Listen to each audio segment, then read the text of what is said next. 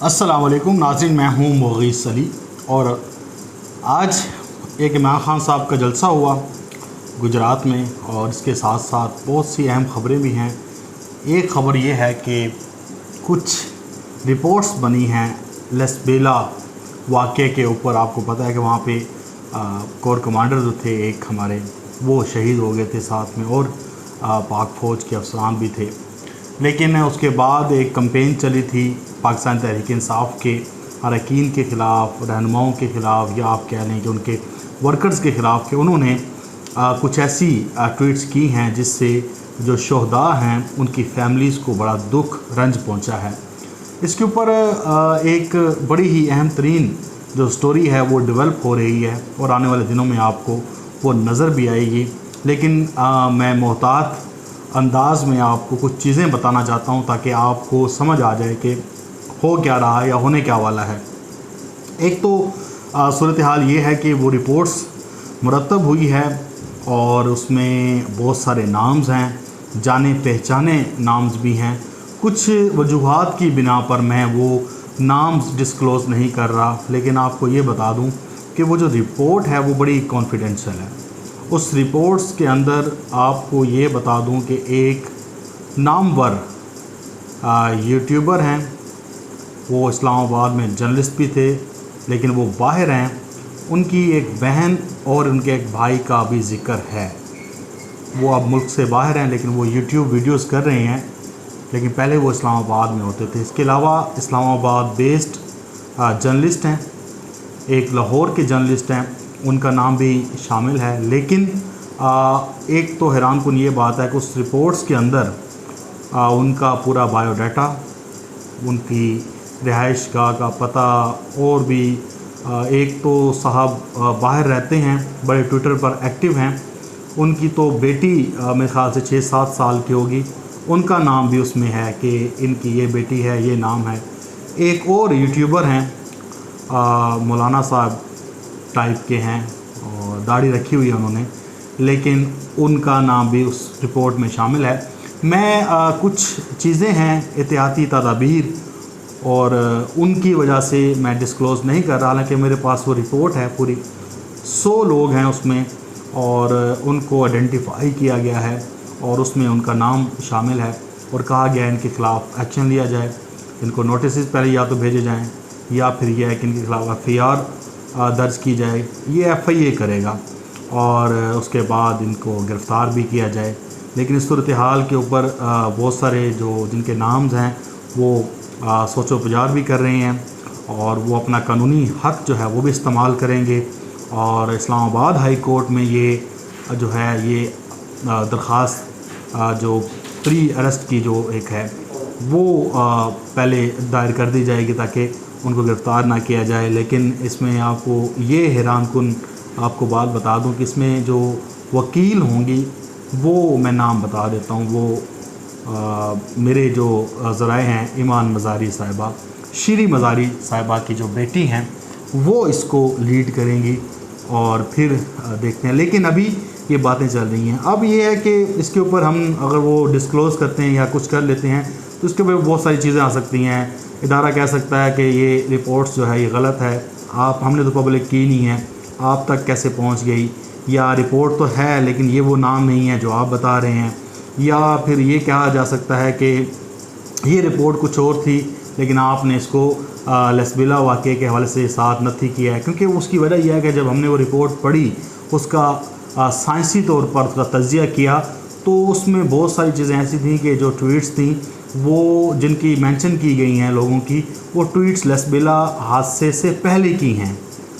अगर तो वो लसबेला हादसे के ऊपर वो मामले पर इंक्वायरी है तो वो तो उस हादसे के बाद वाले ट्वीट्स को एक बनाना चाहिए था कि ये वजह है, इस वजह से हम इनका नाम इंक्लूड करें। लेकिन वो जो ट्वीट मेंशंस हैं वो उस हादसे से पहले की हैं।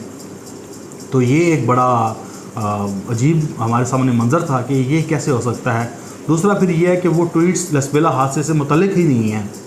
जो सबसे बड़ी बात है, वो जो रिपोर्ट्स जो बीच में रखी गई हैं, वो रिपोर्ट्स, वो जो ट्वीट्स रखी गई हैं या जो कमेंट्स रखे गए हैं या जो फेसबुक की पोस्ट हैं या यूट्यूब की जो वीडियोस हैं या थंबनेल हैं, जो भी उन्होंने रखा है वो ये है कि वो लसबेला हादसे से मुतल्लिक नहीं है।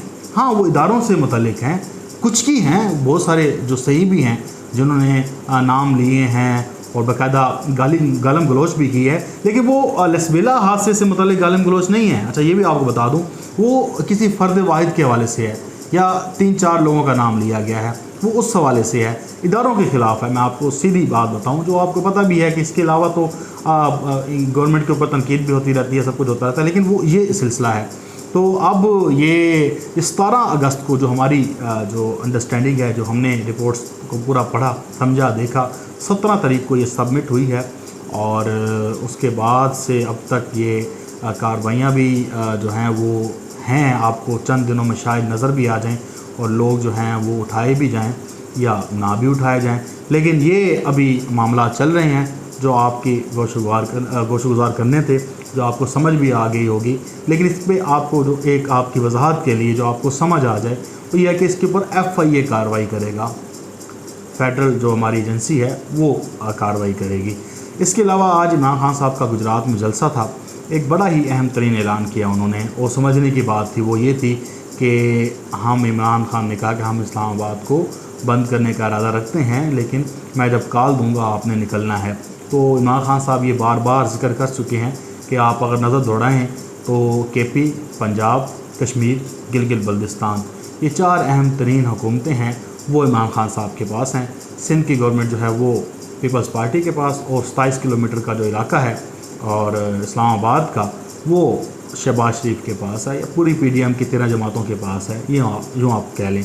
लेकिन इमरान खान साहब ने कहा कि आप तैयार रहें और मैं आपको कॉल करूँगा और आपने निकलना है। अच्छा, अब इसमें जो सबसे बड़ी एक चीज़ समझने की है वो ये है कि ये कॉल्स का तो ये इस्लामाबाद बंद करने का मामला तो बहुत पहले का है, लेकिन आज इमरान खान साहब ने जो ऐलान किया है उससे एक तो ये है कि असल में ये बंद कब करना है। ये तो सबको पता है कि जब चाहें बंद कर दें इमरान खान साहब, लेकिन असल सवाल तो ये है ना कि ये बंद कब करना है। तो हमारी कुछ दोस्तों से बात हुई, कुछ समझे, कुछ ख़बर ली, पता किया, तो ये जो एक ज़िमनी इलेक्शन आ रहे हैं, इमरान खान साहब 9 हलकों से जो लड़ रहे हैं या 11-12 हल्के, जितने भी हल्के हैं, वैसे तो 9 हल्के हैं, वहाँ से इमरान खान साहब ने जो लड़ना है इलेक्शन, उसके रिजल्ट्स के बाद और उसकी शफाफियत के बाद और उसमें जो चीज़ें सामने आएंगी उसको मद्देनज़र रखते हुए तारीख़ का ऐलान हो जाएगा।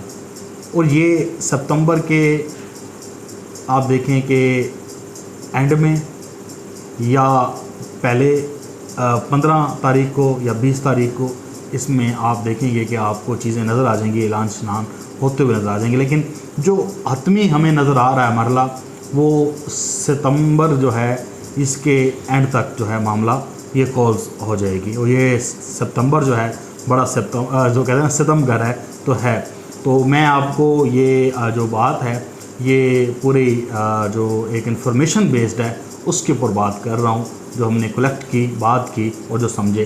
तो यानी कि अब इमरान खान साहब ने अपनी जो गाड़ी का जो गियर है वो चौथे जो गियर में वो शिफ्ट कर दिया है और ये जो गाड़ी है अब 140 की स्पीड पे जा रही है। और अब इमरान खान साहब इसे ओवर स्पीड करते हैं मज़ीद या ब्रेक लगाते हैं, ये इमरान खान साहब के हाथ में है। लेकिन लग यही रहा है, क्योंकि देखें आपने गुजरात का जलसा देखा, इससे पहले आपने सरगोदा का पैक्ड एक जलसा देखा और ये गुजरात की तारीख का भी बड़ा जलसा था और लोग हैरान थे कितने लोग कैसे आ गए, गुजरात छोटा सा शहर है। तो इसके बाद बहावलपुर में जलसा है। तो यानी कि रोज़ाना की बुनियाद पे इमरान खान साहब ये कंपेन करने निकले हैं। एक जो तनकीद हो रही है, जो बिलावल भुट्टो भी कह रहे हैं कि पहले इंसान बने फिर सियासतदान बने और सैलाब आया हुआ है, और फिर कुछ जो लिफाफा एसोसिएशन है पूरी वो भी तनकीद करती दिखाई देती है। हालांकि कोरोना के दिनों में ये लोग हलाल समझते थे सियासत को और कहते थे कि हम मस्जिद में भी जाएंगे तो सियासत करेंगे, हमारा काम ही सियासत है। लेकिन इमरान खान साहब ने सैलाब ज़दगान के लिए अलग से काम किया, वो जो हैं सूबाई हुकूमतें वो लगी हुई हैं, वो कर रही हैं।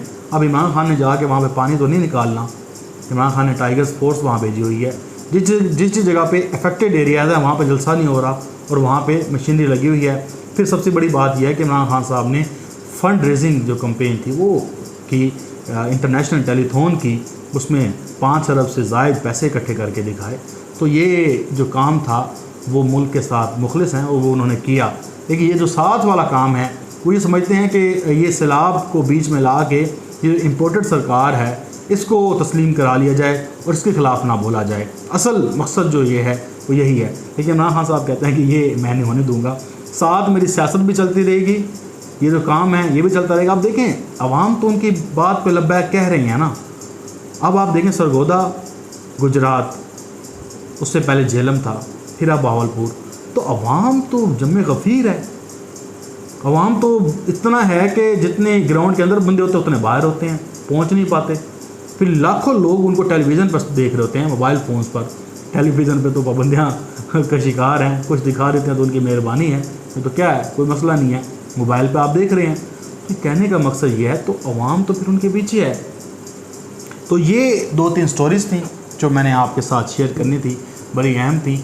अपना बहुत सारा ख्याल रखिएगा, फिर आपसे एक नई मुलाकात होगी। अल्लाह हाफिज़।